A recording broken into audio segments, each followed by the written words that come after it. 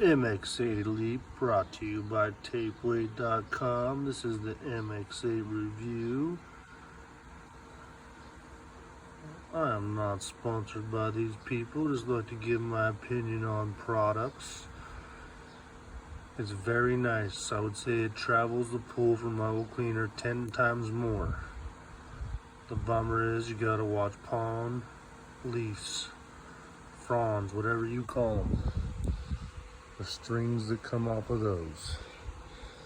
But this thing will climb the walls, it will scrub, and it will jam around your pool sideways, up and down, left and right.